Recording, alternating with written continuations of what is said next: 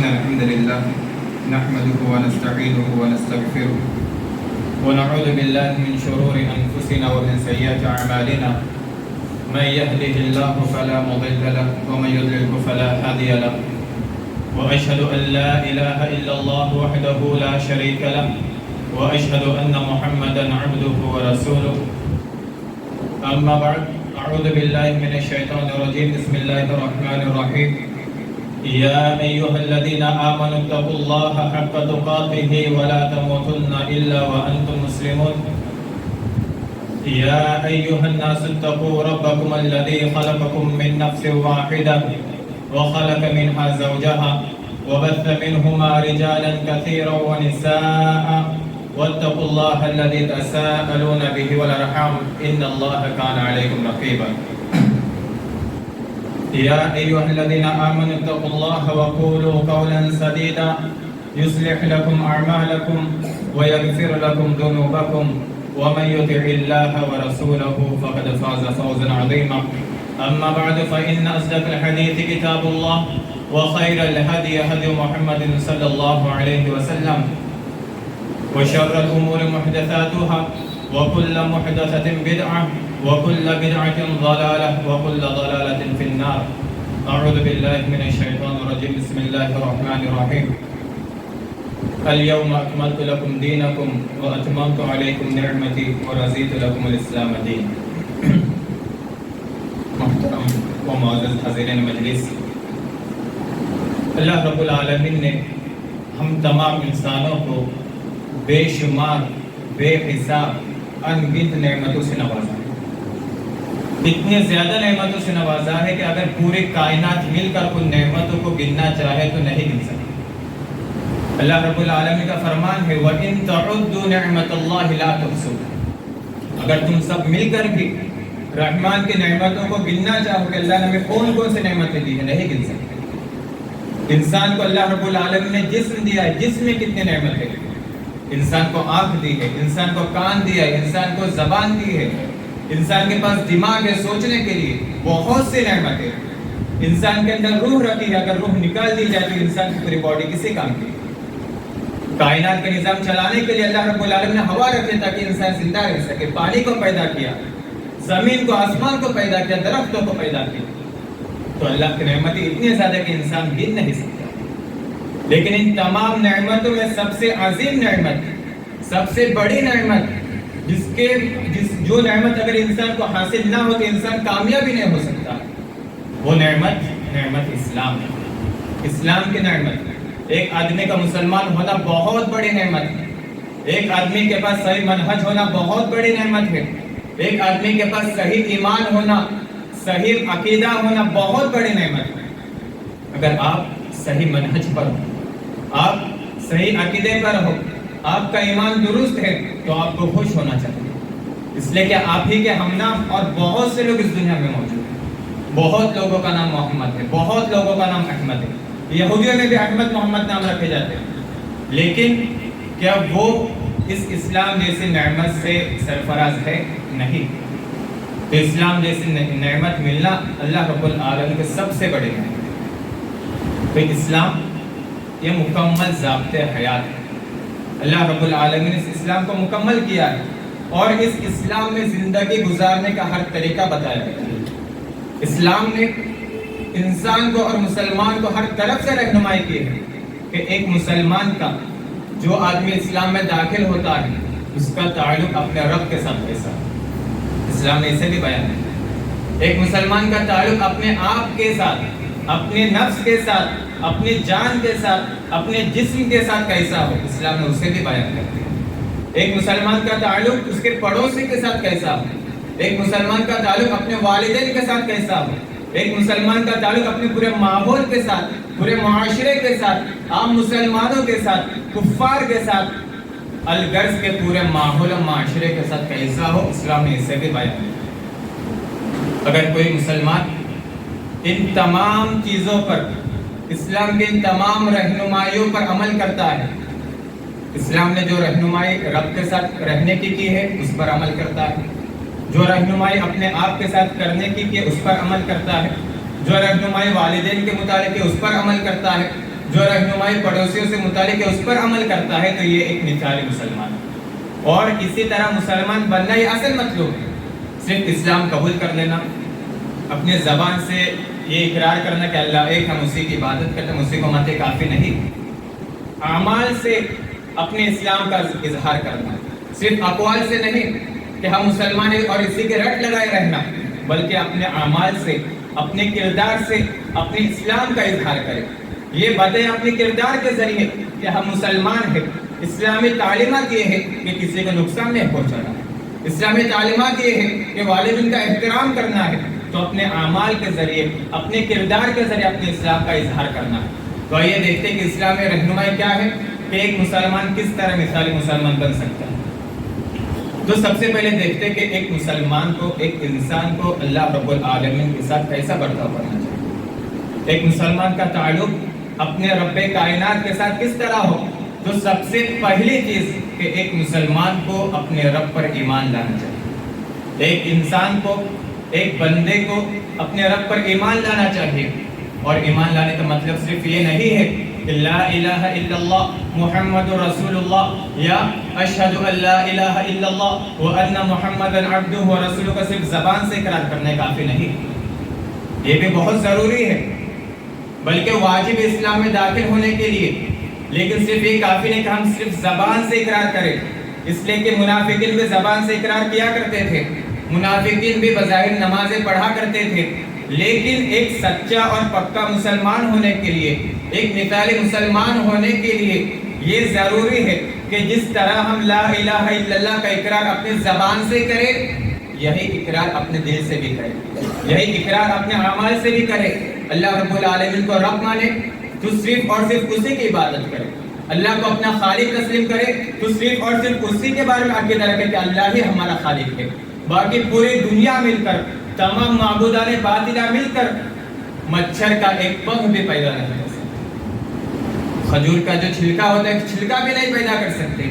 یہ اعتقاد ہو، یہ ایمان ہو، ہم اللہ کو رازق تسلیم کرتے ہیں، ہمارا ایمان ہے، ہمارا عقیدہ ہے کہ رزاق صرف اور صرف اللہ ہے، رزق دینے والا صرف اور صرف اللہ ہے، تو ہمارا عمل یہ بھی ہونا چاہیے کہ ہم رزق، روزی صرف اور صرف اللہ رب العالمین سے ہی تلاشیں، ہمارا اس بات پر ایمان ہے کہ شفا دینے والا اللہ رب العالمین ہے، تو ہمارا عمل بھی یہ ہونا چاہیے، ہمارا عقیدہ بھی یہ ہونا چاہیے کہ شفا ہم صرف اور صرف اپنے رب سے مانگے، کسی اور سے نہ مانگے، مشکل دور کرنے والا اللہ رب العالمین ہے، یہ اللہ کا کام ہے۔ تو ہمارا عمل کیا ہونا چاہیے کہ ہم جب بھی مشکلات میں گھر جائیں، جب بھی ہم پریشانیوں کا شکار ہو جائے، ہم اپنے رب کی طرف رجوع کریں، اللہ کی طرف رجوع کریں اور اس سے اپنی پریشانیوں کا حل تلاشیں، اس سے ہم دعا کریں کہ بار الہ ہم مشکل میں ہماری مشکلوں کو دور کریں۔ یہ انبیاء کا کام ہے کہ انبیاء جب بھی کسی مصیبت کا شکار ہو جاتے اپنے رب کو پکارتے، نہ کسی قبر والوں کو پکارتے، نہ کسی بت کو پکارتے، جیسا کہ آج بہت سے مسلمانوں کا حال ہے۔ تو صرف زبان سے اقرار ہے، دل سے اس کا اقرار نہیں۔ تو ہمارا تعلق رب کے ساتھ کیسا ہونا چاہیے کہ ہم رب کی ربوبیت کا اقرار کریں، رب کی الوہیت کا اقرار کریں، اور اقرار کے ساتھ ساتھ اس پر ہمارا عمل بھی ہو، تو یہ ایک مثال مسلمان کی علامت ہے۔ اسی طرح سے ہم اللہ پر ایمان لائے اور اس کے ساتھ کسی کو شریک نہ کریں، ہم اللہ کی عبادت کریں، اللہ رب العالمین نے ہمیں عبادت کے لیے ہی پیدا کیا ہے، جیسے کہ اللہ کا فرمان ہے وَمَا خَلَقْتُ الْجِنَّ وَالْإِنسَ إِلَّا لِيَعْبُدُونِ، کہ میں نے جناتوں کو اور انسانوں کو صرف میری عبادت کے لیے پیدا کیا، میں ان سے کسی رزق کا مطالبہ نہیں کرتا کہ دنیا میں جائے، کمائے اور مجھے بھی کھلائے، کہ اللہ فرماتا ہے کہ میں نے اس لیے پیدا کیا صرف میری عبادت کرے، ان کے رزق کا معاملہ، ان کے روزی روٹی کا ٹینشن یہ بالکل نہ لے، رزق دینا اللہ کا کام ہے۔ انسان جب ماں کے پیٹ میں ہوتا ہے، 4 مہینے گزر جاتے ہیں، تو اللہ رب العالمین ایک فرشتے کو بھیجتا ہے جو آ کر 4 باتوں کو لکھتا ہے۔ سب سے پہلی چیز اس کی مدت، اس کی عمر کہ دنیا میں کب تک وہ زندہ رہے، اس کے بعد اس کی رزق کہ دنیا میں کیا کمائے گا، کتنا کمائے گا، کیا کھائے گا۔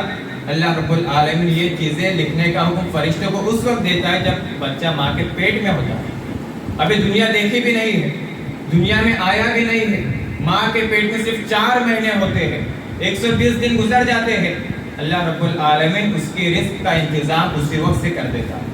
تو اللہ نے فرمایا کہ میں نے عبادت کے لیے پیدا کیا ہے، تو اب عبادت صرف اللہ کی کریں، اور عبادت کرتے وقت اس بات کا بھی خیال رہے کہ عبادت خالص اللہ کے رہے، صرف اور صرف اللہ کے رہے، اور اخلاص کے ساتھ رہے۔ صرف یہ نہ ہو کہ ہم مسجد میں آئے نماز پڑھیں، عید الاضحیٰ کا موقع ہے ہم جانور قربان کریں، رمضان کا مہینہ ہے ہم روزہ رکھیں۔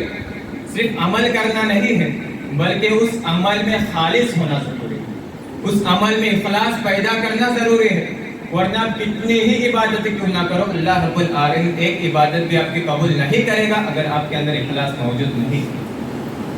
تو عبادت کرنی ہے، اخلاص کے ساتھ کرنی ہے۔ اگر آپ کے عمل میں اخلاص بھی موجود ہے، آپ خالص اللہ کے لیے عبادت بھی کرتے ہیں، لیکن اگر آپ شرک سے نہیں بچتے، آپ شرک سے دور نہیں ہے، آپ مسجد میں آتے ہو، نماز پڑھتے ہو اخلاص کے ساتھ، خالص اللہ کے لیے اسلامی طریقے کے مطابق نماز پڑھتے ہو، جس طرح اللہ کے نبی نے طریقہ سکھایا، پورے خوش و خضوع کے ساتھ آپ نماز پڑھتے ہو، لیکن مسجد سے باہر نکلنے کے بعد اگر آپ شرک میں ملوث ہوتے ہو، شرک کا شکار ہو جاتے ہو، آپ پوری زندگی پر نمازیں پڑھو، آپ پوری زندگی پر قربانی کرو، آپ پوری زندگی پر صدقہ و خیرات کرو، اب ہر سال حج کرو، ہر سال عمرے کرو، آپ کے اندر جتنی عبادتیں ہو سکتی اتنی عبادتیں کرو، اگر آپ شرک سے دور نہیں رہتے، اللہ رب العالمین آپ کی ایک بھی عبادت قبول نہیں کرے گا۔ اس لیے کہ شرک کا معاملہ ایسا ہے کہ شرک تمام اعمال کو برباد کرتا ہے۔ شرک اور نیک عمل ایک جگہ پر جمع نہیں ہو سکتے۔ جہاں پر شرک آ گیا وہاں سے انسان کے حسنات مٹ جائیں گے، انسان کے تمام عمل غارت ہو جائیں گے۔ اللہ رب العالمین نے 18 بڑے بڑے انبیاء کا ذکر کیا، حضرت ابراہیم کا ذکر کیا، حضرت آدم کا ذکر کیا، حضرت یوسف کا ذکر کیا، حضرت یعقوب کا ذکر کیا، بڑے بڑے نبیوں کا ذکر کیا۔ اس کے بعد اللہ نے آخر میں کیا فرمایا؟ وَلَوْ أَشْرَكُوا لَحَبِطَ عَنْهُمْ مَا كَانُوا يَعْمَلُونَ۔ یہ بڑے بڑے انبیاء جن سے کبھی شرک کا صادر ہونا ممکن ہی نہیں ہے، یہ پیغام بھی یہی لے کر آئے ہیں کہ صرف اللہ کی عبادت کرو، اللہ کے ساتھ شرک مت کرو، ان کی یہ دعوت ہے۔ یہ کبھی شرک نہیں کر سکتے، لیکن اگر ان لوگوں نے بھی شرک کیا، انبیاء کی اس جماعت نے بھی شرک کیا، اللہ ان کے تمام اعمال برباد کر دے گا۔ یہ ہے شرک کی خطرناکی۔ ایک اور مقام پر اللہ رب العالمین نے نبی کائنات صلی اللہ علیہ وسلم کو مخاطب کرتے ہوئے فرمایا لَإِنْ أَشْرَكْتَ لَيَحْبَطَنَّ عَمَلُكَ۔ اے نبی آپ بھی سننا، آخری نبی، رب کے محبوب، رب کے خلیل، تمام انبیاء کے سردار، ان سے اللہ رب العالمین مخاطب ہوتے فرماتا ہے لَإِنْ أَشْرَكْتَ لَيَحْبَطَنَّ عَمَلُكَ۔ اے نبی اگر آپ بھی شرک کرو گے تو آپ کے بھی تمام اعمال غارت ہو جائیں گے، تمام اعمال برباد ہو جائیں گے۔ اسی طرح اللہ رب العالمین نے فرمایا إِنَّهُ مَن يُشْرِكْ بِاللَّهِ فَقَدْ حَرَّمَ اللَّهُ عَلَيْهِ الْجَنَّةَ۔ جو اللہ کے ساتھ شرک کرے گا، گرچہ تھوڑا ہی شرک کیوں نہ کیا، اللہ رب العالمین نے فرمایا اللہ نے اس پر جنت کو حرام کر دیا، جنت میں داخل ہی نہیں ہو سکتا۔ اگر جنت میں داخل نہیں ہوا تو اس کا ٹھکانہ کیا ہوگا؟ آخرت میں صرف 2 جگہ، صرف 2 ٹھکانے ہیں، یا تو کسی کو جنت ملے گی یا تو کسی کو جہنم ملے گی۔ اگر اللہ نے اس پر جنت کو حرام کر دیا تو اس کا لازمی تقاضا یہ ہے کہ وہ آدمی جہنم میں جائے گا اور اس میں ہمیشہ ہمیشہ رہے گا، اس لیے کہ مشرکین پر جنت اللہ نے حرام کر دیا۔ تو ایک مسلمان کو چاہیے کہ اگر وہ مثالی مسلمان بننا چاہتا ہے، وہ حقیقی مسلمان بننا چاہتا ہے، تو خالص اللہ کی عبادت کرے اور اس کی عبادت میں کسی کو شریک نہ کرے، نہ ریاکاری کرے، نہ دکھلاوا کرے، نہ شرک اکبر کا ارتکاب کرے، کسی قسم کا کوئی شرک نہ کرے۔ اور اگر بالفرض کوئی شرک کرتا ہے، شرک کا ارتکاب ہو جاتا ہے، شیطانی بہکاوے میں آ جاتا ہے، قرآن اور حدیث کی تعلیمات سے دور تھا، جاہل تھا، نہیں سمجھتا تھا، اس نے غیر اللہ کے سامنے ماتھا ٹیکا، اس نے غیر اللہ سے مدد طلب کی، اس نے غیر اللہ کے لیے جانور ذبح کیا، اس نے بہت بڑا شرک کیا۔ لیکن اللہ رب العالمین نے کیا فرمایا؟ قُلْ يَا عِبَادِيَ الَّذِينَ أَسْرَفُوا عَلَىٰ أَنفُسِهِمْ لَا تَقْنَطُوا مِن رَحْمَةِ اللَّهِ۔ کہ اے نبی آپ میرے ان بندوں سے کہہ دینا جنہوں نے اپنے آپ پر اسراف کیا ہے۔ اسراف کا مطلب ہوتا ہے کہ حد سے زیادہ کوئی چیز کرنا، لیمٹ کراس کرنا، یعنی آپ میرے ان بندوں سے کہہ دینا جو گناہوں کے میدان میں حد سے آگے بڑھ چکے ہیں، بہت سبقت لے جا چکے ہیں، بہت زیادہ گناہ کیا ہے، چاہے گناہ کسی قسم کا کیوں نہ ہو۔ لا تقنطوا من رحمت اللہ، اللہ کے رحمت سے مایوس مت ہونا۔ آپ نے شرک کیا، اب اللہ سے توبہ کیجیے، اب گناہوں کی معافی مانگیے، مرنے سے پہلے توبہ کیجیے، آپ کی توبہ اللہ رب العالمین ضرور قبول کرے گا۔ لیکن اگر آپ نے توبہ نہیں کی، شرک کی حالت میں مر گئے، تو آپ کا ٹھکانہ وہی ہے جو اللہ رب العالمین نے بیان کر دیا کہ آپ پر جنت اللہ نے حرام کر دیا۔ اسی طرح سے اللہ کے ساتھ بندے کا تعلق اس طرح بھی ہونا چاہیے کہ بندہ ہمیشہ اللہ کی عبادت کرتا رہے۔ اسلام کی بنیاد 5 چیزوں پر ہے۔ اسلام کی بڑی بڑی عبادتیں 5 ہیں۔ شہادتین کا اقرار کرنا، اللہ کو رب ماننا، نماز قائم کرنا۔ نماز ہر مسلمان پر فرض ہے اور کسی بھی حالت میں نماز معاف نہیں ہے۔ آپ بیمار ہو، آپ کو نماز پڑھنا ہے، بیماری کی حالت میں بھی نماز معاف ہونے والی نہیں ہے۔ آپ صحت مند ہو، آپ کو نماز پڑھنا ہے۔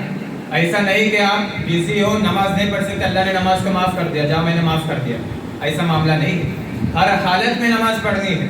آپ حالت جنگ میں ہو پھر بھی آپ کو نماز پڑھنی ہے، لیکن اس کا طریقہ الگ ہے جسے صلاۃ خوف کہا جاتا ہے۔ بارش ہو رہی ہے، آپ کو نماز پڑھنے، نماز معاف نہیں ہے۔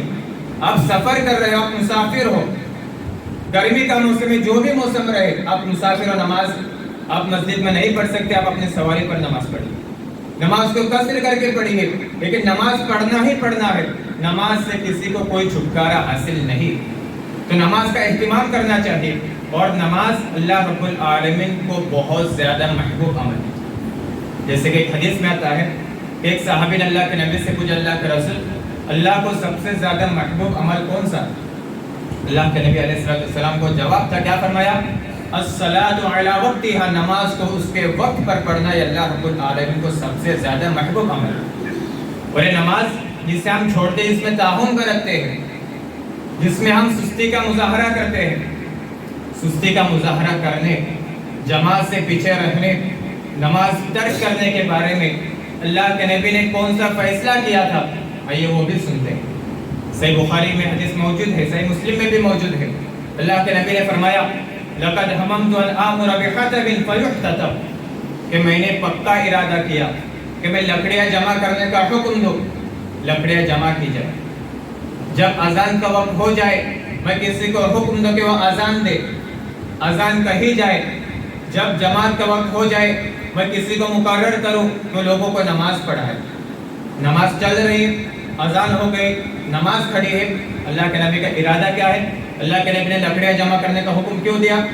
آگے روایت موجود ہے، پھر میں ان لوگوں کے گھروں کی طرف نکلوں، لا یشہدون الصلاۃ، جو نماز میں حاضر نہیں ہوتے ہیں، مسجد میں نماز کھڑی ہو چکی ہے، جماعت کھڑی ہو چکی ہے، نماز کا وقت ہو چکا ہے، اذان کے کلمات سنائی دیے گئے، اس کے باوجود نماز سے تاخیر، نماز سے غفلت۔ اللہ کے نبی نے فرمایا، میں لکڑیاں لے کر ان لوگوں کے گھروں کی طرف نکلوں جو نماز میں حاضر نہیں ہوتے ہیں، اور ارادہ کیا ہے؟ ان احرق علیہم بیوتہم، کہ میں ان لوگوں کو ان کے گھروں سمیت جلاؤں۔ اللہ کے نبی نے اتنا خطرناک فیصلہ، اتنا خطرناک ارادہ کسی اور عبادت کے چھوڑنے کے بارے میں نہیں کیا۔ اللہ کے نبی نے زکوٰۃ سے متعلق یہ نہیں کہا جو زکوٰۃ نہیں ادا کرے گا میں اس کے گھروں سمیت اسے جلا دوں۔ اللہ کے نبی نے حج کے بارے میں نہیں فرمایا، اللہ کے نبی نے روزے کے بارے میں نہیں فرمایا، اللہ کے نبی نے تلاوت قرآن سے متعلق نہیں فرمایا، اللہ کے نبی نے نماز سے متعلق فرمایا کہ جو نماز سے پیچھے رہتے ہیں وہ ان لوگوں کو ان کے گھروں سمیت جلا دیں۔ نماز چھوڑنے کی ایک اور خطرناکی کیا ہے؟ اللہ کے نبی نے فرمایا، العہد الذی بیننا وبینہم الصلاۃ فمن ترکھا فقد کفر۔ ہم اہل اسلام کے درمیان اور ان اہل کفر کے درمیان، مسلمانوں اور کافروں کے درمیان جو چیز حد فاصل ہے، جو ایک مسلمان کو کافر سے، ایک کافر کو ایک مسلمان سے الگ کرتی ہے، جو ایک مسلمان کو مسلمان کہلواتی ہے، جو ایک کافر کو کافر کہلواتی ہے، وہ چیز کیا ہے؟ نماز کو قائم کرنا۔ اللہ کے نبی نے فرمایا، فمن ترکھا فقد کفر، جو اس نماز کو چھوڑ دے اس نے کفر کیا۔ اللہ کے نبی نے نماز چھوڑنے والے کو کافر کہا ہے، حالانکہ کسی اور عبادت کو چھوڑنے والے کو اللہ کے نبی نے کافر نہیں کہا۔ اسی طرح سے اللہ رب العالمین سے متعلق ایک مسلمان کا شیوا یہ بھی ہونا چاہیے کہ ایک مسلمان ہمیشہ اللہ رب العالمین کا تقوی اختیار کرے۔ ہمیشہ اللہ رب العالمین سے ڈرے، چاہے اکیلا ہو یا لوگوں کے ساتھ ہو، ہر وقت اس کے ذہن میں، اس کے دل میں یہ بات کھٹکے، یہ بات پیدا ہو کہ گرچہ میں لوگوں کی نگاہوں سے ہو جائے، گرچہ مجھے مخلوق نہیں دیکھ رہی ہے، لیکن مخلوق کا جو خالق ہے وہ مجھے دیکھ رہا۔ آپ کہیں پر بھی رہیے، آپ کے گھر میں ہو، آپ کے کمرے میں ہو، آپ جنگلوں میں ہو، آپ سمندر میں ہو، آپ کہیں پر بھی رہیے، آپ اللہ کی نگاہ سے اوجھل نہیں ہو سکتے۔ ایک مسلمان کو ہمیشہ اپنے دل میں، اپنے دماغ میں اس بات کو پیدا کرنا چاہیے، اس بات کا خیال رکھنا چاہیے، جب بھی کسی گناہ کا ارتکاب کرنے کی کوشش کرے، جب بھی شیطان اسے بہکائے، شیطان اسے پھسلائے، جب بھی کوئی برا ارادہ پیدا ہو، سب سے پہلی چیز جو ایک حقیقی مسلمان کے دل میں پیدا ہونی چاہیے وہ یہ ہے کہ گرچہ مجھے مخلوق نہیں دیکھ رہے، لیکن مخلوق کا خالق اللہ رب العالمین مجھے دیکھ رہا ہے اور اس گناہ سے فوراً رک جائے۔ اللہ رب العالمین نے متعدد مقامات پر اللہ سے ڈرنے کا حکم دیا ہے۔ ہر جمعہ میں خطیب 3 آیتوں کی تلاوت کرتا ہے، یا ایھا الذین آمنوا اتقوا اللہ حق تقاتہ، یا ایھا الناس اتقوا ربکم، یا ایھا الذین آمنوا اتقوا اللہ وقولوا قولا سدیدا۔ 3 آیتوں کی تلاوت کرتا ہے۔ اللہ کے نبی کا طریقہ ہے، اللہ کے نبی ہر وقت تقوی کی تعلیم دیا کرتے، ہر خطیب جمعہ کے خطبے میں 3 آیات کی تلاوت کرتا ہے۔ ان تینوں آیتوں کا مطلب کیا ہے؟ تینوں آیتوں کی تعلیم یہی ہے کہ اے لوگوں تم اللہ رب العالمین سے ڈرو، تم اللہ کا تقوی اختیار کرو۔ صرف ایسا نہیں کہ لوگوں کے سامنے تو بڑا متقی بن کر رہو، حقیقی مسلمان بننے کی کوشش کرو، اپنے آپ کو بڑا نیک اور متقی کر جانو، ایسا نہیں ہونا چاہیے۔ ٹھیک ہے، آپ لوگوں کے سامنے سچا مسلمان بننے کی کوشش کرو، اب اپنے آپ کو متقی ظاہر کرو، لیکن اصل معاملہ اس وقت ہوگا جب آپ اکیلے ہوگے، آپ تنہائی میں ہوگے، اس وقت اصل آپ کا امتحان ہوگا۔ ورنہ لوگوں کے سامنے تو ہر کوئی گناہ سے بچنے کی کوشش کرتا ہے، ہر کسی کو شرم محسوس ہوتی ہے کہ گناہ کا ارتکاب کرے، الا وہ لوگ، سوائے ان لوگوں کے جن کا ایمان بہت زیادہ کمزور ہوتا ہے، یا جو گناہ کرنے میں اللہ رب العالمین کے عقاب، اللہ رب العالمین کی سزا کا کوئی خوف نہیں رکھتے، جو بالکل بے خوف ہو چکے ہیں، وہ لوگوں کے سامنے بھی علی الاعلان کھلا کھلا گناہوں کا ارتکاب کرتے ہیں۔ معاملہ ان لوگوں کا نہیں ہے، معاملہ حقیقی مسلمانوں کا ہے، کہ حقیقی مسلمان کا یا مومن کا امتحان اس وقت ہوتا ہے جب مومن اکیلے میں ہوتا ہے، تنہائی میں ہوتا ہے۔ اس وقت جو وہ کام کرے گا وہ کام بہت امپورٹنٹ ہوتا ہے، اس کام کی اہمیت ہے۔ اگر اللہ سے ڈرے تو بہت خوشی کی بات ہے، بہت فخر کی بات ہے، لیکن اگر اس وقت وہ اللہ کی نافرمانی کرے تو اسے اپنے ایمان کا جائزہ لینا چاہیے۔ حضرت ثوبان رضی اللہ عنہ کی ایک روایت ہے، کہتے ہیں کہ اللہ کے نبی علیہ السلام نے فرمایا کہ میں ایسی قوم کو جانتا ہوں، میں ایسے لوگوں کو جانتا ہوں جو قیامت کے دن آئیں گے تو بہت نیکیاں لے کر آئیں گے، ان کے اعمال جبل تہامہ پہاڑی کے برابر ہوں گے، پہاڑوں جیسی ان کے پاس نیکیاں آئیں گے قیامت کے دن۔ ہر انسان کو آنا ہے اپنے اعمال لے کر۔ اللہ کے نبی نے فرمایا لیکن ان کے تمام اعمال برباد ہو جائیں گے، روئی کی طرح ان کے پہاڑ جیسی نیکیاں ہوا میں اڑنا شروع ہو جائے گی۔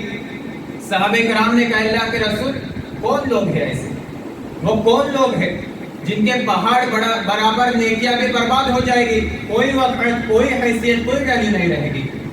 اللہ کے نبی صلی اللہ علیہ وسلم نے فرمایا یہ تم ہی میں سے ہوں گے، تمہارے ساتھ اٹھنے بیٹھنے والے ہوں گے، تمہارے ساتھ بات کرنے والے ہوں گے، تم ہی میں سے ہوں گے، لیکن ان کی ایک علامت ہے، ان کا ایک الگ کردار ہے، اور وہ الگ کردار کیا ہے؟ اولئک قوم اذا خلوا بمحارم اللہ انتہکوها، یہ وہ لوگ ہیں جب تنہائی میں چلے جائیں گے، خلوت میں ہوں گے، دیکھنے والا کوئی نہیں ہوگا، اللہ رب العالمین کی نافرمانی کرنا، اللہ کے حرمتوں کو پامال کرنا شروع کر دیں گے۔ اللہ کے نبی نے فرمایا ان لوگوں کے اعمال گرچہ پہاڑ کے برابر ہوں گے لیکن روئی اور کپاس کی طرح ہوا میں اڑا دیے جائیں گے، ان کے اعمال کی کوئی ویلیو نہیں ہے۔ اسی طرح سے ایک مومن کی علامت یہ بھی ہونی چاہیے، یا ایک مثالی مومن کا کردار یہ بھی ہونا چاہیے کہ اگر شیطان بہکاوے میں آ جائے، اللہ کے نافرمانی کر لے، نماز چھوڑ دے، کوئی اور گناہ کر لے، جھوٹ بول لے، چوری کرے، غیبت کرے، چغلخوری کرے، جو بھی گناہ کرے، اس کے دل میں فوراً اس بات کا خوف آنا چاہیے کہ موت کبھی بھی آ سکتی ہے۔ ہمیں فوراً اللہ سے توبہ کرنی چاہیے، کیا ہوگا اگر اسی حالت میں، اسی گناہ پر، اسی نافرمانی پر، اسی معصیت پر اگر ہماری روح قبض ہو گئی، ہمارا کیا حشر ہے؟ اس لیے فوراً اللہ سے رجوع کرے اور اپنے گناہوں کی معافی مانگے. گناہ چاہے چھوٹا ہو یا بڑا ہو، اس کی کوئی پرواہ نہ کرے کہ میں نے تو چھوٹا ہی گناہ کیا ہوتا ہے، جب میں نے بڑا گناہ کیا ہوتا ہے، میں تو گناہ کرتا ہی رہے تو اللہ نے آج تک تو کچھ نہیں بگاڑا، آج تک تو کچھ نہیں کیا. اس طرح کا ماحول نہیں ہونا چاہیے، یہ خصلت نہیں ہونی چاہیے، بلکہ اپنے گناہ پر، اپنی اس کرتوت پر، اپنی اس حرکت پر شرمندہ ہونا چاہیے کہ ہم نے اس ذات کی نافرمانی کی ہے، ہم نے اس ذات کی مخالفت کی ہے جس نے ہمیں پیدا کیا ہے، جو ہمیں پال رہا ہے، جو ہمیں روزی دے رہا ہے، جس نے آج تک ہمیں زندہ رکھا ہے، صحیح سلامت رکھا ہے، ہمیں نعمتوں سے نوازا ہے. ہم نے اس ذات کی نافرمانی کی ہے. فوراً توبہ کریں، فوراً رجوع کریں، ہٹ دھرمی کا جو ہے اظہار نہ کریں. حضرت عبداللہ بن مسعود کے بارے میں آتے غالباً فرماتے ہیں کہ ایک مومن اور ایک فاسق اپنے گناہوں کو کس طرح محسوس کرتا ہے. عبداللہ بن مسعود نے مثال کے ذریعے واضح کی. فرمایا کہ ایک مومن کی مثال اپنے گناہوں کا بوجھ محسوس کرنے کے بارے میں اس طرح ہے کہ کسی پہاڑ کے نیچے بیٹھا ہے، بڑا پہاڑ ہے، اس کے نیچے بیٹھا ہوا ہے اور اسے اس بات کا خوف ہے کہ پہاڑ کبھی بھی مجھ پر گر پڑے گا اور میں ہلاک و برباد ہو جاؤں گا، مر جاؤں گا. فوراً اپنے گناہوں کا بوجھ محسوس کرتا ہے، اللہ کی طرف رجوع کرتا ہے اور اپنے گناہوں کے معافی مانگتا ہے. ایک مومن کی علامت. اس کے بعد فرمایا ایک کافر کی، ایک فاسق کی علامت کیا ہے، اپنے گناہوں کا بوجھ کس طرح محسوس کرتا ہے.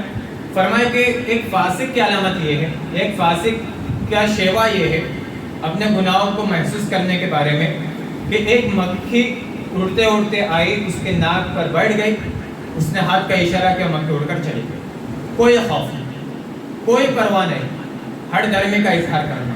تو ایک مومن کو چاہیے کہ جب بھی اللہ کی نافرمانی کرے فوراً اللہ کے دربار میں حاضر ہو، رجوع کرے، توبہ استغفار کرے، اپنے گناہوں کی معافی مانگے اور اپنے گناہوں پر شرمندہ ہو. اسی طرح سے ایک مومن کی علامت یہ بھی ہونی چاہیے کہ اللہ کے جتنے بھی فیصلے، اللہ نے جو بھی فیصلے کیے ان تمام فیصلوں پر راضی، ان تمام فیصلوں سے خوش ہیں. اگر اللہ نے آپ کو بیماری میں مبتلا کیا ہے، آپ شکایت و شکوے نہ کرتے پھر آپ اللہ پر الزام لگانا شروع نہ کریں، آپ کے زبان پر جو آیا اول فول بکنے شروع نہ کریں. اللہ کی قضا و قدر سے آپ راضی ہیں. اگر اللہ نے آپ کو اچھے حالات دیے ہیں، آپ کو مال و دولت دیا ہے، آپ خوشحال ہیں، آپ کے گھروں میں خوشیاں ہیں، پھر بھی اللہ رب العالمین کی نعمتوں کی قدر کرنا، اللہ کی نعمتوں کا شکر ادا کرنا اپنا ماحول کیسا بھی ہو. اگر اللہ نے آپ کو جو ہے وہ تباہی کا شکار کر دیا، زلزلے آ گئے، جو بھی ہوا، بارش زیادہ ہو گئی، فصل تباہ ہو گئی، گرمی زیادہ ہے، انسان کی حالت خراب ہو گئی، ٹھنڈی زیادہ ہے، انسان کی حالت خراب ہو گئی. اب انسان کو یہ چاہیے، یا وہ کچھ اور چاہتا تھا لیکن کچھ اور ہوا. وہ چاہتا تھا کہ میرا فلاں کام ہو جائے لیکن نہیں ہو پایا، یہ چاہتا تھا کہ ایک کام نہ ہو، ایسا نہ ہو، لیکن ویسا ہی ہو گیا. اس پر شکوے نہ کرے، تقدیر کے خلاف کوئی بات نہ کرے. کیوں؟ اللہ رب العالمین نے فرمایا عسیٰ ان تکرہوا شیئا وہو خیر لکم. اے لوگوں، ہو سکتا ہے کہ تم کسی بات کو ناپسند کرو کہ ایسا نہیں ہونا چاہیے، یہ اچھی بات نہیں، ایسا نہیں ہونا چاہیے. ہو سکتا ہے تم کسی کام کو ناپسند کرو، وہو خیر لکم، اور ویسا ہونا تمہارے حق میں بہتر ہے. وعسیٰ ان تحبوا شیئا وہو شر لکم، اور یہ بھی ہو سکتا ہے کہ تم کسی چیز کو پسند کرو کہ میرا فلاں کام ہونا چاہیے، ایسا ہونا چاہیے، ویسا ہونا چاہیے. آپ کسی کام کے بارے میں اچھا گمان کرتے کہ میرا کام اچھا ہو، آپ کو وہ پسند ہو، لیکن تمہارے حق میں بہتر نہ ہو، تمہارے حق میں اس کی ضد بہتر ہو، تمہارے حق میں ویسے نہ ہونا بہتر ہو، تو تم تقدیر کے خلاف کوئی بات نہ کرنا. کیوں؟ واللہ یعلم وانتم لا تعلمون. اللہ رب العالمین کو سب سے بہتر علم ہے کہ مخلوق کے حق میں کیا بہتر ہے، کیا بہتر نہیں ہے. تم لوگوں کو اس کا کوئی بھی علم نہیں ہے. اگر کوئی تکلیف بھی پہنچے تم ماحول کو برا بھلا مت کہنا، دن و رات کو برا بھلا مت کہنا. آپ بیمار بھی ہو جاؤ، بیماری کو برا بھلا مت کہنا، اس لیے کہ بیماری خود سے نہیں آتی ہے، بیماری اللہ رب العالمین کے حکم سے آتی ہے. آپ کو کوئی تکلیف پہنچتی ہے، تکلیف خود سے نہیں آتی ہے، تکلیف اس وقت آتی ہے جب اللہ رب العالمین کی اجازت ہوتی ہے. کسی کو تکلیف دینا کسی کو آرام پہنچانا، کسی کو بیمار کرنا، کسی کو شفا دینا، یہ کسی مخلوق کا کام نہیں ہے۔ تو یہ کائنات کا نظام یوں ہی نہیں چل رہا ہے کہ جب جو چاہے بیمار پڑ جائے، جو چاہے مر جائے، جو چاہے زندہ ہو جائے، جو چاہے امیر بنے، جو چاہے غریب بنے، جو چاہے جو فقیر بن جائے۔ یہ کائنات ایسے ہی نہیں چل رہی ہے۔ اس کائنات کا ایک چلانے والا ہے اللہ رب العالمین۔ اگر ہم کائنات کے خلاف کوئی بات کرتے ہیں، ہم ماحول کے، ہم جو ہے کسی موسم کے متعلق، کسی بیماری کے متعلق کوئی غلط بات کہتے ہیں، تو یہ اللہ رب العالمین کے فیصلے پر اعتراض کرنا ہے کہ اللہ کو اس حکمت کا علم نہیں تھا، اللہ نے مجھے بیمار کیوں کیا۔ اللہ کے نبی صلی اللہ علیہ وسلم نے حضرت عبداللہ بن عباس چھوٹے بچے تھے، ان کو کچھ نصیحتیں، ان کو ایمان کی، عقیدے کی، تقدیر پر ایمان کی تعلیمات دی۔ کیا فرمایا؟ اے غلام، اے چھوٹے بچے، تمہیں کچھ تعلیم دے رہا ہے، کچھ کلمات سکھا رہا ہے، ان کلمات کو یاد رکھو۔ کچھ کلمات سکھائے، اس کے بعد فرمایا جو چیز تمہیں ملنے والی ہے وہ تم سے کبھی چھوٹے گی نہیں۔ اگر اللہ نے تمہاری تقدیر میں وہ چیز لکھی ہے، پوری دنیا مل کر، پوری کائنات مل کر تم سے اس چیز کو چھین نہیں سکتی۔ اور اگر اللہ نے تمہاری تقدیر میں وہ چیز نہیں لکھی ہے، پوری کائنات مل کر، پوری دنیا مل کر اپنی پوری ٹیکنالوجی کا استعمال کر کے وہ چیز تمہیں نہیں دے سکتی۔ رفعت الاقلام وجفت الصحف، جتنا ملنا تھا، جو ہونا تھا، اللہ نے تقدیر میں لکھ لیا ہے اور قلم خشک ہو چکی ہے، یعنی اس میں سے اب کوئی چیز مٹائی جانے والی نہیں ہے۔ تمہیں جو ملنا تھا وہ مل کر رہے گا، اور جو تمہیں نہیں ملنے والا ہے وہ تمہیں کبھی بھی ملنے والا نہیں۔ ایک عقیدے کی تعلیم ہے، ایک تقدیر کا مسئلہ ہے۔ اگر آپ کے تقدیر میں لکھا ہے کہ آپ بیمار ہونے والے ہو، آپ بیمار ہو گئے، آپ کتنے بڑے سے بڑے ڈاکٹر سے علاج ہونا ہے۔ اگر آپ کے تقدیر میں لکھا ہوا ہے آپ کو یہ بیماری نہیں پہنچنے والی ہے، آپ اس بیماری کا شکار نہیں ہونے والے ہو، آپ کہیں پر بھی گھوما پھرو، آپ کو کوئی نقصان پہنچنے والا نہیں ہے۔ اگر اللہ نے آپ کے تقدیر میں لکھا ہے کہ آپ کی وفات کسی بیماری میں ہونے والی ہے، اسی بیماری سے آپ انتقال ہونے والے ہو، پوری دنیا مل کر، دنیا کے بڑے بڑے ڈاکٹرز مل کر آپ کے اس بیماری کا علاج نہیں کر سکتے ہیں، اس لیے کہ اللہ نے آپ کی تقدیر میں شفا نہیں لکھی۔ تو ایک مسلمان کو چاہیے کہ اپنے رب کے ساتھ اپنے تعلقات کو اچھے رکھے، اپنے رب کی عبادت کرے، اس کے ساتھ کسی کو شریک نہ کرے، اور اپنے رب کے فیصلوں پر راضی ہو اور خوش ہو۔ وہ یہ دیکھتے ہیں کہ ایک مسلمان کا اپنے آپ کے ساتھ، اپنے نفس کے ساتھ، اپنی جان کے ساتھ، اپنے جسم کے ساتھ تعلق کیسا ہے۔ اللہ رب العالمین جو بھی چیز یا جس چیز کا بھی حکم دیتا ہے ایک حکمت کے تحت دیتا ہے۔ جسم کے لیے جو بھی چیز نقصان دے، جس سے انسان کے جسم پر، اس کی عقل پر، یا اس کے کسی اور چیز پر، کسی اور عضو پر اگر کوئی برا اثر ہونے والا ہے، اللہ رب العالمین اس چیز کو پہلے سے حرام کر دیا۔ مثالیں بہت پڑی ہوئی ہے۔ شراب کی مثال لیجیے، جب انسان شراب کا استعمال کرتا ہے اس کے عقل پر پردہ پڑ جاتا ہے۔ اب وہ کیا کر رہا ہے، کیا بول رہا ہے، کس کو گالی دے رہا ہے، کس کے بارے میں کس کی غیبت کر رہا ہے، اسے کوئی لینا دینا نہیں، وہ کچھ سمجھ نہیں رہا۔ اس میں نقصانات بہت زیادہ ہیں۔ اللہ رب العالمین شراب کو حرام کر دیا، اللہ نے جوئے کو حرام کر دیا، اس لیے کہ جوا کھیلنے میں مال کی بربادی ہے، انسان اپنی پوری جمع پونجی گما دیتا ہے، پورا مال برباد ہو جاتا ہے۔ اسلام نے جوئے کو حرام کر دیا۔ تمباکو کھانا، گٹکے کا استعمال کرنا، منشیات کا استعمال کرنا، اس سے کینسر ہو جاتا ہے، اس سے مال بھی برباد ہو جاتا ہے۔ اسلام نے ہر اس چیز کو حرام کر دیا ہے جو انسان کے جسم پر برا اثر مرتب کرتا ہے، یا جس سے انسانی جسم پر کوئی خطرہ ہے، کسی بیماری کا اندیشہ ہو، اسلام نے اسے پہلے سے حرام کر دیا۔ یہ اسلام نے جن چیزوں کو حلال کر دیا ہے، کھانا پینا انسانی ضرورت ہے، انسانی تقاضے ہیں، اگر کوئی کھائے پیے نہ تو انسان بھوکا مر جائے۔ اللہ نے کھانے پینے کا حکم دیا ہے، لیکن ان چیزوں کو کھانے کا حکم دیا جو چیزیں حلال ہیں۔ حرام کھانے سے اسلام نے منع کیا، کہا حرام نہیں کھا سکتے۔ آپ کو کھانا ہے، اللہ نے جو پاکیزہ چیزیں نازل کی ہے، جو پاکیزہ چیزیں اتاری ہے، اب ان پاکیزہ چیزوں میں سے کھاؤ، اور کھانے میں بھی لیمٹ ہونی چاہیے۔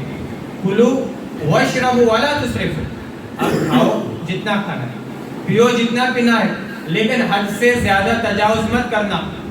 آپ کے پیٹ کے 3 حصے کیجئے، آپ کے پیٹ میں اتنی جگہ ہونی چاہیے کہ اس میں کھانے کا بھی حصہ رہے، اس میں پینے کا پانی کا بھی حصہ رہے اور سانس لینے کا بھی حصہ رہے.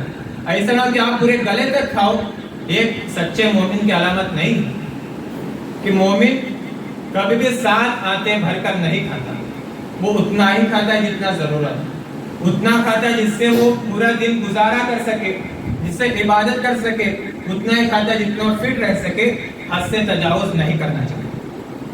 اسی طرح سے اسلام نے نفس انسانی کا بہت خیال کیا. اللہ رب العالمین نے کچھ فرائض بھی نازل کیے، جیسے روزہ رکھنا فرض. لیکن اگر روزہ رکھنے میں انسانی جان کو، انسانی جسم کو کوئی خطرہ ہے، اللہ نے وہاں پر رخصت دی.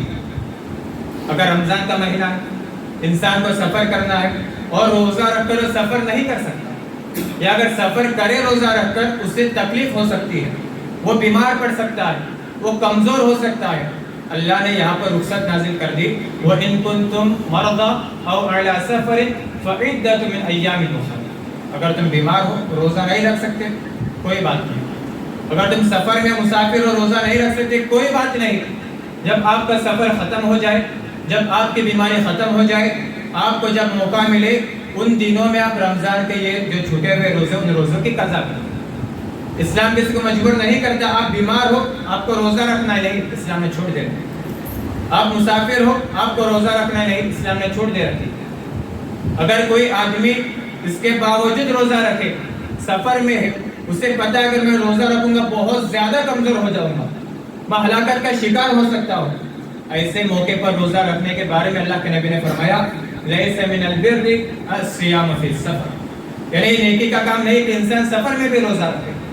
اللہ کے نبی صلی اللہ علیہ وسلم نے ایک آدمی کو دیکھا، سخت گرمی کا موسم، درخت اور سائے کی تلاش میں تھا، لوگوں نے اسے گھیر رکھا تھا. اللہ کے نبی نے دور سے پوچھا کہ کیا معاملہ ہے، وہاں پر بھیڑ کیوں جمے ہوئے ہیں؟ اللہ کے نبی سے کہا گیا کہ اللہ کے نبی ایک آدمی ہے جو روزے کی حالت میں ہے اور بہت زیادہ پریشان ہے، بہت زیادہ کمزور ہو چکا ہے. تو اللہ کے نبی نے فرمایا کہ سفر میں روزہ رکھنا یہ نیکی کا کام نہیں. فتح مکہ کے لیے اللہ کے نبی نکلے، رمضان کا مہینہ تھا. صحابہ کرام نے شکایت کی کہ اللہ کے نبی مسلمان پریشان ہے، روزہ رکھے ہوئے ہیں، آپ کوئی حکم نازل، آپ کوئی حکم دے دیجئے کہ روزہ چھوڑ دیں. عصر کا وقت ختم ہو چکا تھا. اللہ کے نبی نے ایک دودھ کا پیالہ منگایا اور تمام لوگوں کے سامنے اپنا روزہ چھوڑ دیا. لوگوں نے بھی روزہ چھوڑ دیا اللہ کے نبی کو دیکھ کر. لیکن کچھ لوگوں نے افطار نہیں کیا، اپنا روزہ نہیں چھوڑا. اللہ کے نبی نے فرمایا اولئک العصاة، یہ لوگ نافرمان. تو اللہ رب العالمین نے انسانی جسم کا بھی لحاظ رکھا، اتنے ہی عبادت کا حکم دیا جتنا انسان کر سکتا ہے. لا یکلف اللہ نفسا الا وسعها. کسی بھی نفس کو اللہ رب العالمین اس کی طاقت سے زیادہ مکلف نہیں کرتا.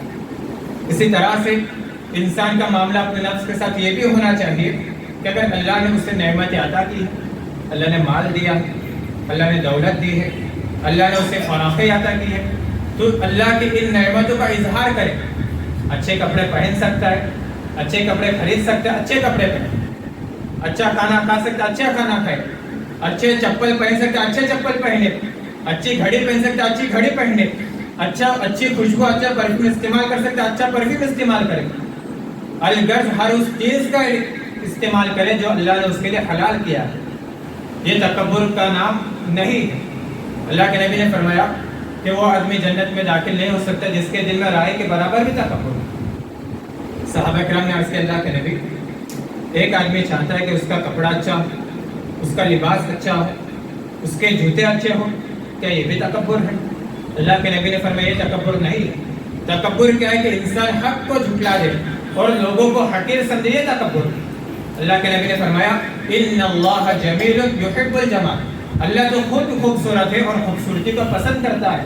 ایک اور موقع پر اللہ کے نبی نے فرمایا کہ اللہ رب العالمین اس بات کو پسند کرتا ہے کہ اگر اس نے کسی بندے کو کوئی نعمت عطا کی ہے تو اس نعمت کا اظہار، اس نعمت کے آثار اپنے بندے پر دیکھے.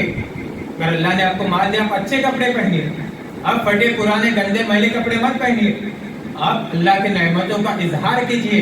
اللہ نے آپ کو پیسے دیا، آپ اچھے کپڑے پہنیے. ہمارے اسلاف کرام کے بارے میں تھے کہ وہ بھی اچھے اچھے کپڑے پہنا کرتے اگر اللہ نے انہیں نعمت عطا کی. امام ابو حنیفہ رحمۃ اللہ علیہ کے بارے میں تھے کہ بہت اچھے اچھے کپڑے پہنتے. جب مجلس حدیث کے لیے نکلتے یا علمی مجلس کے لیے نکلتے اچھے کپڑے پہنتے, اچھے خوشبو کا استعمال کرتے.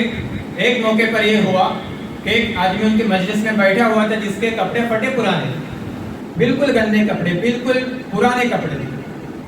ابو حنیفہ رحمۃ اللہ علیہ نے اس کو تنہائی میں بلایا, اکیلے میں بلایا اور کہا کہ یہ 1000 درہم ہے, یہ لے لینا اور اچھے کپڑے پہننا, اچھے کپڑے خرید لینا. اس آدمی نے کہا کہ ابو حنیفہ مجھے اس کی کوئی ضرورت نہیں, اللہ نے مجھے بہت مال نوازا, بہت مالدار دیا ہے, مجھے کسی چیز کی کوئی کمی نہیں ہے.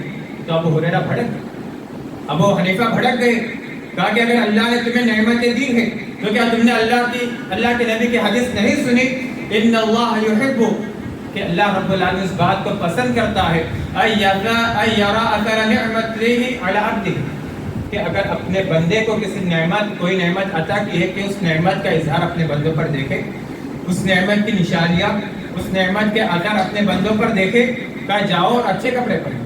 تو اسلاف کرام بھی اچھے کپڑے پہنا کرتے اور اللہ کے نعمتوں کا اظہار کرتے.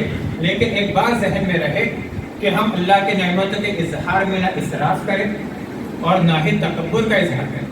ہمارے کپڑے اس لیول کے نہ ہوں کہ اس سے تکبر پیدا ہو جائے. ہم اچھے کپڑے پہنے اور تکبر کے ساتھ چلے, اچھے خوشبو استعمال کریں, تکبر کے ساتھ چلے, تو یہ اللہ رب العالمین کے بالکل بھی پسند نہیں. بھائی کہ دیکھتے کہ مثال مسلمان کو یا ایک مسلمان کو اپنے والدین کے ساتھ کس طرح رہنا چاہیے. اللہ رب العالمین کے بے شمار نعمتوں میں سے عظیم نعمت والدین ہے, جو ایک بچے کا, اپنے بچے کا جب چھوٹا ہوتا ہے اسی وقت سے خیال رکھتے ہیں, کوئی تکلیف پہنچنے نہیں دیتے, ہر طرح سے اس کا خیال رکھتے ہیں, اس کی تمام ضروریات کو پوری کرتے ہیں. بچہ چھوٹا ہوتا ہے, روتا ہے, اس کی تمام تکلیفوں کو برداشت کرتے ہیں. بچہ رو رہا ہے, رونے تو ایسا نہیں کہتے بلکہ اس کی حفاظت کرتے ہیں.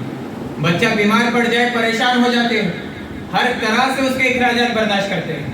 چھوٹا ہوتا ہے, ماں اسے جلنے میں جو مشکل اور جو پریشانی برداشت کرتی ہے اس سے بڑھ کر کوئی اور پریشانی نہیں ہو سکتی, پھر بھی والدین اس پریشانی کو برداشت کرتے ہیں. اللہ رب العالمین نے حقوق العباد میں سب سے بڑا حق جس کا رکھا ہے وہ والدین کا رکھا ہے, اس لیے کہ والدین اپنے بچوں کی پرورش کرتے ہیں, چھوٹا رہے اسے بڑا کرتے ہیں, اس کے رزق, اس کے روزی روٹی کا انتظام کرتے, اسے دودھ پلاتے, بیمار پڑ جائے اس کا علاج کرتے, جب اور بڑا ہو جائے اس کے تعلیمی اخراجات برداشت کرتے ہیں, اور بڑا ہو جائے تو اس کے اور مزید تعلیم کے لیے اور محنت کرتے ہیں, اس کی شادی بیاہ کرا دیتے ہیں, اس کے تمام پریشانیوں کو حل کرتے ہیں. تو اللہ رب العالمین نے اولاد پر یہ واجب کر دیا کہ اپنے والدین کے ساتھ اچھا برتاؤ کرے. اللہ رب العالمین نے اپنی عبادت کا حکم دیا, شرک سے منع کیا, اس کے بعد کیا فرمایا, وَاعْبُدُوا اللَّهَ وَلَا تُشْرِكُوا بِهِ شَيْئًا وَبِالْوَالِدَيْنِ إِحْسَانًا. اے لوگو اللہ کی عبادت کرو, اللہ کے ساتھ شرک مت کرو. اللہ نے سب سے پہلے اپنا حق بتایا, حقوق اللہ کا ذکر کیا کہ لوگوں تم اللہ کی عبادت کرو. اس کے بعد کیا فرمایا, وَبِالْوَالِدَيْنِ إِحْسَانًا, اپنے والدین کے ساتھ اچھا سلوک کرو. اللہ رب العالمین نے حکم دیا کہ اپنے والدین کے ساتھ اچھا برتاؤ کرو. ایک اور موقع پر فرمایا, وَقَضَىٰ رَبُّكَ أَلَّا تَعْبُدُوا إِلَّا إِيَّاهُ وَبِالْوَالِدَيْنِ إِحْسَانًا. تمہارے رب نے فیصلہ کیا, تمہارے رب کا یہ فیصلہ ہے, تمہارے رب کا یہ حکم, یہ آرڈر ہے, کیا ہے کہ تم اللہ کے سوا کسی اور کی عبادت مت کرنا. وَبِالْوَالِدَيْنِ إِحْسَانًا, اور اپنے والدین کے ساتھ حسن سلوک کرنا. اللہ رب العالمین نے مزید تعلیمات دی, فرمایا إِمَّا يَبْلُغَنَّ عِنْدَكَ الْكِبَرَ أَحَدُهُمَا أَوْ كِلَاهُمَا فَلَا تَقُل لَّهُمَا أُفٍّ وَلَا تَنْهَرْهُمَا. یہ یاد رکھنا, اگر تمہارے والدین میں سے کوئی ایک بھی یا دونوں کے بڑھاپے کی عمر تک پہنچ جائے, تو جب انسان بوڑھا ہو جاتا ہے تو اس کا دماغی توازن تھوڑا کمزور ہو جاتا ہے, اس کے نخرے اور بڑھ جاتے ہیں, یا وہ خود پریشان ہوتا ہے. اور انسان یا ایک بیٹا اسے باپ کی پریشانی سمجھتا ہے, باپ کی تکلیف سمجھتا ہے, اپنے اوپر اسے بوجھ محسوس کرتا ہے, پریشان ہو جاتا ہے, اول پل بکنا شروع کر دیتا ہے, گھر سے نکال دیتا ہے, ان کی نافرمانی کر دیتا ہے. بچہ تھوڑا بڑا ہو جائے اپنے آپ کو باپ سے بڑا سمجھتا ہے. اللہ رب العالمین نے کیا فرمایا؟ اگر تمہارے والدین بڑھاپے کی عمر تک پہنچ جائے فلا تقل لهم اف، انہیں اف تک مت. کوئی ایسی حرکت کر دے تمہیں ناپسند ہو لیکن اف مت کہنا. اف سب انکار کا سب سے نچلا درجہ ہے. انسان کو کوئی چیز ناپسند ہو سب سے نچلا درجہ کیا؟ اپنے اظہار ناراضگی کا اف کرنا. اللہ نے فرمایا انہیں اف تک نہ کہنا. اف کہنے کے بعد دور ولا تنہرہما، اپنی پوری زندگی میں کبھی جھڑک کر ان سے بات مت کرنا. گالی دینے دور کی بات، انہیں گھر سے نکالنا دور کی بات، انہیں مارنا دور کی بات. اللہ نے فرمایا انہیں اف تک مت کہنا اور ان سے بلند آواز میں جھڑک کر غصے سے بات بھی مت کرنا. یہ اسلام میں تعلیمات والدین سے متعلق. ایک صحابی اللہ کے نبی کے پاس آتے فرماتے اللہ کے نبی میں جہاد کرنا چاہتا ہوں، آپ سے جہاد کے لیے بیعت لینے آیا ہوں. اللہ کے نبی نے پوچھا کیا تمہارے والدین زندہ ہیں؟ جہاد جیسا عظیم عمل جس کے بہت فضل ہے کہ اللہ معاف کر دیتا ہے مجاہدین کو جو شہید ہو جاتے ہیں. صحابی آتے فرماتے اللہ کے نبی میں جہاد کرنا چاہتا ہوں، مجھے اجازت ہے؟ اللہ کے نبی نے پوچھا تمہارے والدین زندہ ہیں؟ کوئی ایک زندہ ہے؟ اس صحابی نے کہا اللہ کے رسول ہاں زندہ ہے. اللہ کے نبی نے کہا کہ جاؤ ان کی خدمت کرو، جہاد کی کوئی ضرورت نہیں، جاؤ ان کی خدمت کرو، ان کے ساتھ اچھا سلوک کرو، تمہارے لیے جہاد کی کوئی ضرورت نہیں. یہ والدین کا مقام ہے. ایک صحابی عبداللہ بن مسعود پوچھتے ہیں اللہ کے نبی اللہ کو سب سے محبوب عمل کون سا ہے؟ اللہ کے نبی نے فرمایا نماز قائم کرنا. پوچھا پھر کون سا؟ کہا کہ والدین کے ساتھ اچھا سلوک کرنا. پوچھا پھر کون سا؟ کہا اللہ کے راستے میں جہاد. سب سے عظیم عبادت نماز کے بعد اللہ کے نبی نے اللہ کا محبوب عمل جو بتلایا وہ والدین کے ساتھ حسن سلوک کرنا.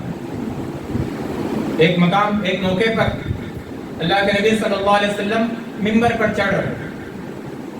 پہلی سیڑھی پر قدم رکھا اپنے آمین کا، دوسری سیڑھی پر قدم رکھا اپنے آمین کا، تیسری سیڑھی پر قدم رکھا اپنے آمین کا. جب خطبہ ختم ہو گیا صحابہ کرام نے عرض کیا اللہ کے نبی آج آپ کو ہم نے ایک عجیب حالت میں پایا، اس سے پہلے آپ نے کبھی ایسا نہیں کیا. آپ نے جو آمین کہا اس کا مقصد کیا ہے، اس کا سبب کیا ہے، اس کا بیک گراؤنڈ کیا ہے؟ اللہ کے نبی نے فرمایا کہ میرے پاس جبریل آئے.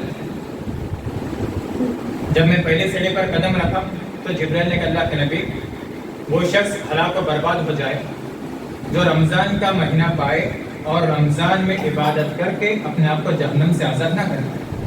میں نے اس پر آمین کہا. جب میں نے دوسری سیڑھی پر قدم رکھا تو حضرت جبریل نے مجھ سے کہا یہ اللہ کے نبی ہلاک و برباد ہو جائے وہ شخص جو اپنے والدین کو یا ان میں سے کسی ایک کو بڑھاپے کی عمر میں پائے اور ان کی خدمت کر کے ان کے ساتھ اچھا سلوک کر کے اپنے آپ کو جہنم سے آزاد نہ کرے، ان کی خدمت کر کے اپنے آپ کو جنت کا مستحق نہ بنا پائے. اللہ کے نبی کہتے میں نے اس پر بھی آمین کہا. جب میں نے تیسری سیڑھی پر قدم رکھا حضرت جبرائیل نے کہا اللہ کے نبی وہ شخص پہ ہلاک و برباد ہو جائے کہ جس کے سامنے آپ کا ذکر کیا جائے تو وہ آپ پر درود نہ پڑے. اللہ کے نبی نے کہا کہ میں نے اس پر بھی آمین. دیکھیں ایک فرشتہ جو تمام فرشتوں کا سردار جبرائیل امین، وحی لانے والے فرشتے تمام فرشتوں کے سردار، ایک نبی جو تمام انبیاء کے سردار، ایک فرشتہ جو سردار ایک سردار بد دعا کر رہا ہے اور ایک نبی جو تمام انبیاء کا سردار ہے اس بد دعا پر آمین کہہ رہا ہے. سوچے کتنی بڑی بات ہے، کتنی خطرناک بات ہے، کتنی اہمیت کے حامل بات ہے کہ والدین کی اطاعت کرنا، والدین کی فرما برداری کرنا. اسلامی تعلیم یہ بھی ہے کہ اگر تمہارے والدین مسلمان نہیں کافر ہیں مشرک ہیں آپ ان کے ساتھ بھی اچھا سلوک کیجیے. اسلام اس بات کی قطعا اجازت نہیں دیتا کہ اگر تمہارے والدین کافر ہے مشرک ہے تو آپ ان کی نافرمانی کرو، آپ انہیں مارو، آپ انہیں گالیاں دینا شروع کر دیں. اسلام اس کی بھی آپ کو قطعا اجازت نہیں دیتا. وَإِن جَاهَدَاكَ عَلَىٰ أَن تُشْرِكَ بِمَا لَيْسَ لَكَ بِعِلْمٍ فَلَا تُطِعْهُمَا وَصَاحِبْهُمَا فِي الدُّنْيَا مَعْرُوفًا. اگر تمہارے والدین کسی نافرمانی کا حکم دے کہ تم میرے ساتھ شرک کرو، اور اگر تمہیں پتہ ہے کہ شرک کرنا بہت بڑا گناہ ہے تو اس گناہ کے کام میں تم ان کی اطاعت مت کرنا. وَصَاحِبْهُمَا فِي الدُّنْيَا مَعْرُوفًا. لیکن جو دنیاوی امور ہے، جو ان کی اطاعت کی بات ہے، جو ان کے ساتھ فرما برداری کی بات ہے، جو ان کے ساتھ احسان کرنے کی بات ہے، اس میں اسلام تعلیم کیا ہے؟ اچھا سلوک کرنا، اچھا برتاؤ کرنا۔ حضرت ابو ہریرہ رضی اللہ تعالیٰ عنہ کے بارے میں آتا ہے، ان کی والدہ کافرہ مسلمان نہیں ہوئی تھی۔ ابو ہریرہ کے بارے میں آتا ہے کہ اللہ رب العالمین سے دعا کیا کرتے کہ اللہ تعالیٰ میرے والدہ کو توفیق دینا کہ وہ بھی مسلمان ہوں۔ تو اولاد کی ذمہ داری بنتی ہے اپنے والدین کے لیے دعائیں کریں۔ اللہ نے فرمایا وَقُلْ رَبِّ ارْحَمْهُمَا كَمَا رَبَّيَانِي صَغِيرًا، اللہ رب العالمین جیسے ان دونوں نے مجھے بچپن میں رحم و کرم سے پالا تھا، شفقت سے پالا تھا۔ ہر والدین اپنے بچوں کی پرورش شفقت سے کرتے، رحم دلی سے کرتے، کوئی ناراض ہو کر یا غصے کی حالت میں نہیں کرتے، بالکل پیار و محبت سے کرتے۔ اللہ نے یہی فرمایا کہ آپ یہ دعا کرنا کہ میرے رب، اے میرے پروردگار، جس طرح میرے والدین نے بچپن کی حالت میں میری تربیت کی تھی، مجھ پر رحم و کرم کیا تھا، ان دونوں پر تو ویسے ہی رحم و کرم کیا۔ اولاد کی ذمہ داری بنتی ہے کہ والدین کے لیے دعائیں کریں، والدین زندہ ہے تو ان کی فرما برداری کرے، ان کے ساتھ حسن سلوک کا معاملہ کرے۔ لیکن اگر والدین کا انتقال ہو جائے، والدین اس دنیا سے رخصت ہو جائے، تو ان کے حق میں دعائیں کریں، اے میرے پروردگار ان کو معاف کرنا، ان کے گناہوں کو معاف کرنا، ان کی جانب سے صدقات و خیرات کرے اور خود نیک اولاد بننے کی کوشش کرے۔ اس لیے کہ آپ جو نیکیاں کرو گے، آپ اگر دعائیں کرتے ہیں، اللہ آپ کی دعا کو قبول کرے گا۔ اگر آپ ان کی طرف سے صدقات و خیرات کرتے ہیں، انہیں اس کا اجر و ثواب پہنچے گا۔ تو انسان کو چاہیے کہ ہر وقت اپنے ماں باپ کے ساتھ، اپنے والدین کے ساتھ اچھا سلوک کرنے کی کوشش کرے۔ اب یہ دیکھتے ہیں کہ ایک مسلمان کا عام مسلمانوں کے ساتھ کیا سلوک کرنا چاہیے۔ اگر ہم اسلامی تعلیمات کو دیکھیں تو اسلام یہ عقائد سے متعلق مسلمان کی رہنمائی کرتا ہے، ایمانیات سے متعلق رہنمائی کرتا ہے، عبادات سے متعلق رہنمائی کرتا ہے، اور اچھے اخلاق سے متعلق رہنمائی کرتا ہے۔ اسلام تو اچھے اخلاق کا نام ہے۔ صحابہ کرام کو دیکھ کر، اللہ کے نبی کے اخلاق کو دیکھ کر لوگ مسلمان ہوا کرتے ہیں۔ تو ایک مسلمان کو چاہیے کہ اچھے اخلاق کا پیکر بنے۔ اللہ کے نبی صلی اللہ علیہ وسلم کے اخلاق تو قرآن مجید ہے۔ اللہ کے نبی کے بارے میں اللہ رب العالمین نے فرمایا وَإِنَّكَ لَعَلَىٰ خُلُقٍ عَظِيمٍ، کہ اللہ کے نبی آپ بڑے اخلاق کے پیکر ہیں، آپ بڑے اخلاق کے رتبے پر فائز ہیں۔ تو ایک مسلمان کو چاہیے کہ اچھے اخلاق کا برتاؤ کرے، کسی کو تکلیف نہ دے۔ آپ مسلمان ہو، آپ اسلامی تعلیمات کو اپنائیے۔ اسلامی تعلیم کیا ہے؟ المسلم من سلم المسلمون من لسانه ويده، کہ مسلمان وہ ہے جس کی زبان سے، جس کے ہاتھ سے، جس کے اخلاق سے، جس کے اعمال سے، جس کے کرتوتوں سے دوسرا مسلمان محفوظ رہے، وہ سچا مسلمان ہے۔ وہ مسلمان نہیں ہو سکتا کہ جس کی ایذا سے، جس کی تکلیف سے، جس کے برے لہجے سے، جس کے برے کیریکٹر سے اس کا پڑوسی تکلیف میں ہے، اس کا پڑوسی جو ہے وہ پریشان ہے، اس کا بھائی پریشان ہے، اس کے محلے والے پریشان ہیں، وہ مسلمان نہیں ہو سکتا۔ اللہ کے نبی علیہ السلام نے پڑوسیوں کے ساتھ اچھا سلوک کرتے ہوئے فرمایا واللہ لا یؤمن، واللہ لا یؤمن، واللہ لا یؤمن، 3 مرتبہ اللہ کے نبی نے فرمایا۔ اللہ کی قسم لے کر کہ اللہ کی قسم وہ مومن نہیں ہو سکتا، اللہ کی قسم وہ مومن نہیں ہو سکتا، اللہ کی قسم وہ مومن نہیں ہو سکتا۔ صحابہ کرام نے عرض کیا اللہ کے نبی کون ہے جس کے بارے میں آپ یہ فرما رہے ہیں کہ وہ مومن نہیں ہو سکتا؟ اللہ کے نبی نے فرمایا الذی لا یأمن جارہ بوائقہ، کہ جس کی تکلیف سے، جس کی اذر آسانیوں سے، جس کی مشکلات سے اس کا پڑوسی محفوظ نہ ہو، وہ مومن نہیں ہو سکتا۔ اللہ کے نبی نے سب سے برا آدمی اس آدمی کو قرار دیا ہے کہ جس کے برے کیریکٹر کی وجہ سے، بد کلامی کی وجہ سے، بری زبان کی وجہ سے، اس کے گالی گلوچ کرنے کی وجہ سے لوگ اس سے بات کرنا چاہتے ہیں۔ صحیح بخاری کی حدیث ہے، اللہ کے نبی نے فرمایا ان شر الناس عند اللہ منزلۃ من ترکہ الناس اتقاء فحش، کہ لوگوں میں اللہ رب العالمین کے نزدیک سب سے برا آدمی وہ ہے جسے لوگوں نے اس کی بد کلامی کی وجہ سے، غلط کلام کی وجہ سے بات کرنا چھوڑ دیا۔ پتہ ہے کہ اگر اس سے بات کریں گے تو گالی ہی دیں گے، اس سے بات کریں گے کسی کی غیبت ہی کرے گا، اس سے بات کریں گے کوئی گناہ کا کام ہی کرے گا، اس سے بات کریں گے کوئی غلط بات ہی کہے گا، گناہ کا کام ہی کہے گا، کوئی فائدہ نہیں۔ تو سب سے برا آدمی وہ ہے کہ کہ جس کی فحش کلامی کی وجہ سے، بد زبانی کی وجہ سے، بد کلامی کی وجہ سے لوگ اس سے بات کرنا چھوڑ دیں. یہ سب سے برا آدمی ہے. ایک مسلمان کو چاہیے کہ اپنے پڑوسیوں کے ساتھ حسن سلوک، عام مسلمانوں کے ساتھ حسن سلوک کرے. اور حسن سلوک میں سب سے اہم چیز کیا ہے؟ کہ ایک دوسرے کی عزت و آبرو کا خیال. کوئی ایسی بات نہ کہے کہ کسی کی عزت اچھالی جائے. کوئی ایسی بات نہ کہے کوئی ایسی بات نہ کہے کہ جس کے اندر کسی کی غیبت کی جائے، کسی کی چغلی کی جائے، کسی کے بارے میں جو ہے کسی کی عزت اچھالی جائے.